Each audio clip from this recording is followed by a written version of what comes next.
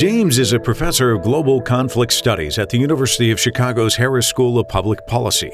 Well, one problem in Haiti or the Democratic Republic of Congo. His research specializes in Latin America and Sub-Saharan Africa. He's co-author of the book The Narrow Corridor: States, Societies, and the Fate of Liberty, and Why Nations Fail: The Origins of Power, Prosperity, and Poverty. James and economist Darren Acemoglu argue that the success or failure of any nation is not based on culture, geography, or chance, but rather on its institutions. Why Nations Fail. Fascinating read. And what I think is really interesting, I want to talk to you about this, is right off the top, you start looking at all the other people who have posited reasons why nations fail and kind of poke holes in their theories. Why was it important, do you think, to kind of start that way before you got into your own belief system?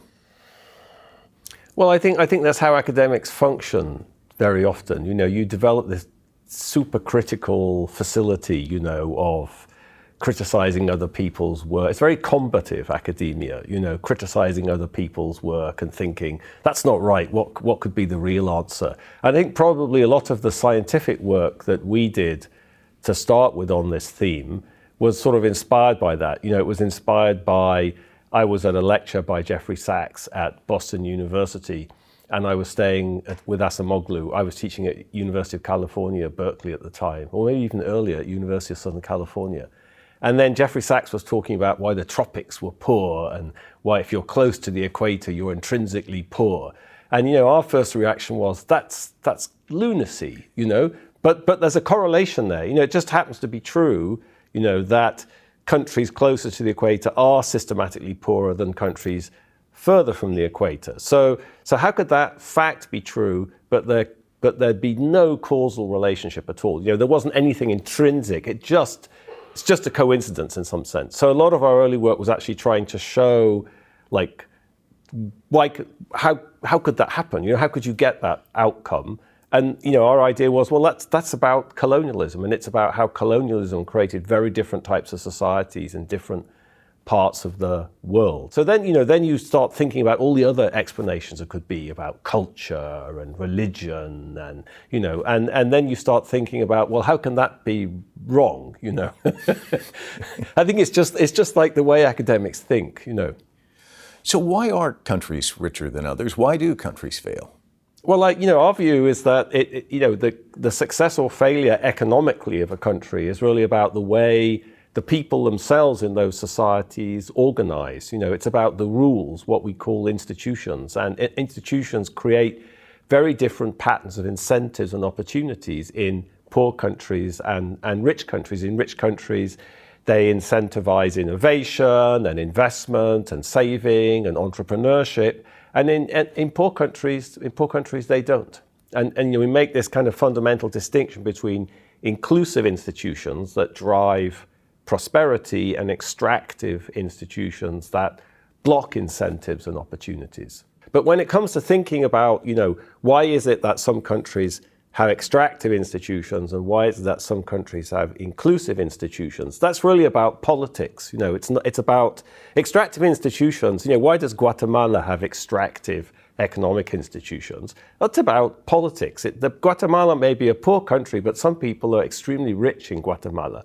And the society is organized in a way which generates that inequality and makes a lot of people poor and a few people rich. And that's a very crude way of saying it, but that's sort of the story in most poor countries, in my experience. So then the next question is, and that's what this idea of the narrow corridor is about, is, you know, how do we think about that? You know, why is the world kind of split into these places which are extractive and inclusive? And so in the most recent book, The Narrow Corridor, we tried to develop a simple way of thinking about that divergence, about this immense kind of heterogeneity in the world. You know, there's extractive societies, there's inclusive societies, and the narrow corridor is where you get this balance between kind of elites and society in some sense, between the state, which is often captured by elites, and society. And the problem in Guatemala would be,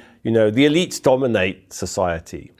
That's not the only type of extractive society. You know, in Yemen, it's society that dominates elites. Well, there are no elites really in Yemen. There are tribal elites or whatever, but they're not elites in the same way as Guatemala. There is no real state. Power is in society. So that's a kind of innovation relative to why nations fail, I would say. But the notion of the narrow corridor is we're trying to develop a simple way of thinking about what you need for the emergence of inclusive societies, and why doesn't that happen everywhere? I mean, ultimately, that's a very historical process. If you wanted to say, why was Guatemala the way it is, I'd have to start talking about colonialism and, go back hundreds of years into history. And I think that's just how the world is. West African countries are not poor because they're in the tropics or close to the equator. They're poor because they've experienced a particular history of institutional creation, which has involved a lot of extractive institutions, a slave trade, colonialism, the Cold War, According to James, inclusive societies allow anyone to take out loans, get patents for inventions, and start companies, fostering a culture of innovation. How old are you? I'll be 9 this year. One way to understand the difference between these two societies is to compare two of the richest people in the world, Microsoft founder Bill Gates from the United States and telecom magnate Carlos Slim of Mexico. Inclusive, I think if you were to write a blueprint, a lot of people listening to you would say, well, that's the United States. I mean, they've got all these institutions and systems. And yet, it seems to me, when I look at the campaign in 2016, Donald Trump was portraying the country as not being inclusive. How do you square that? Yeah, I think that, there's no such thing as a perfect society. I would say, and the way we talk about it, if you looked at the United States by kind of world historical standards, it's a pretty successful example of an inclusive society. But that doesn't mean that there aren't lots of extractive elements in the United States. Go out of the door of the Harris School and turn right and walk a few blocks. You'll see exactly what that means. And it doesn't mean that it couldn't go off the rails. I think we do point out that the inclusive institutions in the United States have faced a lot of challenges in the past, and they've kind of overcome those challenges. But there's nothing inevitable in history. We point out in Why Nations Fail that some of the most inclusive societies in history, like Venice in the medieval period, actually went into reverse. So, nothing is for sure, in human history. And I think, if you looked at the United States today, you could make an argument that things have become more extractive. There's been an enormous increase in inequality. What I'd say about inequality, what we say in Why Nations Fail, is that it matters a lot, how you make your money and how inequality comes about. The wealth of Bill Gates is a very different thing from the wealth of Carlos Slim in Mexico, for instance. Bill Gates made his wealth through innovation. Carlos Slim made his wealth through monopolies, and that's a very big and important distinction. But it doesn't mean in the United States that the enormous increase in inequality, it couldn't undermine inclusive institutions, couldn't undermine inclusive political institutions. And it's clear that many people are not benefiting from the prosperity that's being generated in the United States, and that is a problem.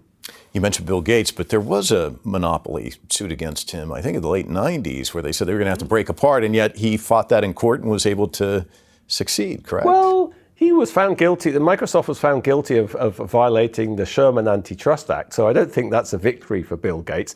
I think what's interesting about that example is that, this is not some cultural story. It's not a story about Bill Gates, good guy, hardworking, Anglo-Saxon, Carlos Slim, bad guy, it's not a story about that. This is human beings. Of course, Gates wanted to establish monopolies. And of course, so does Zuckerberg and Bezos and everybody else. But the thing in the US is that for all their imperfections, there are institutions that can fight against that. And I think that has a big effect on what goes on here. Sure, that's a moving target, but you can still aim at the target. That scene of Bill Gates, appearing and swear, but saying he's going to tell the truth, the whole truth. That scene is unimaginable in Latin America, and that's a good thing about the United States.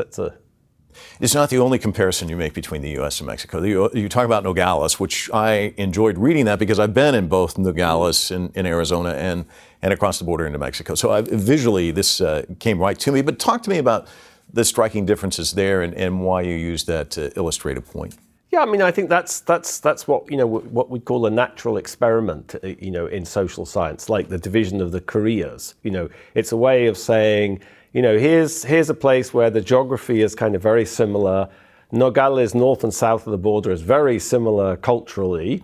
But there's a wall down the middle, and at that wall there's massive jumps in income, in living standards, in well-being, in public good provision, in crime, and that can't possibly be explained by geography or culture. But what it can be explained by is the very different institutions in the United States compared to Mexico, which jump exactly at the border. So it's a way, it's a kind of, our idea was that's a sort of visceral way of getting across that it's this institutional variation that really creates these huge consequences for people's lives. Latin America is home to more than 40 million indigenous people. They make up nearly 8% of the population, yet 17% of the extremely poor, according to World Bank figures. Although indigenous residents have made economic gains over the decades, they still face huge challenges in getting access to basic services. So talk to me about your research and your work in Latin America. Well, I worked for many years, and especially in Colombia. I teach every summer, taught for over 25 years every summer in Bogota. And I suppose my most recent research in Latin America reflects a little bit the way I've been trying to construct a more optimistic narrative about futures in Africa. So I've sort of gone back and I've asked myself, well, if I can do that in Africa, can't I do that in Latin America as well, and think about possibilities for change and possibilities for something different appearing? So I've actually been doing this research in Bolivia, trying to understand the kind of enormous empowerment of indigenous people that's happened over the past 20 years in Bolivia. What triggered that? How did it take place? And what did it build on? And so I've actually been researching rural Bolivian society, the organization of rural Bolivian society, which it's very well understood by many anthropologists, but you need to experience it yourself to really understand it.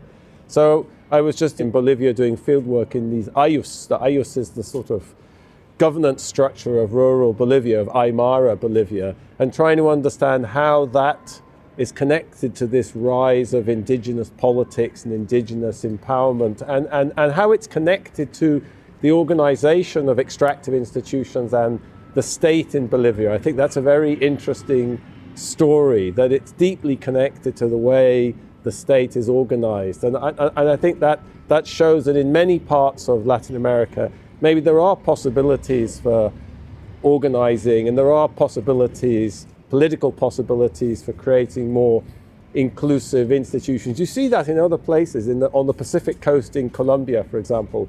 You see that Afro-Colombian communities have managed to reclaim enormous amounts of their land and establish title over them.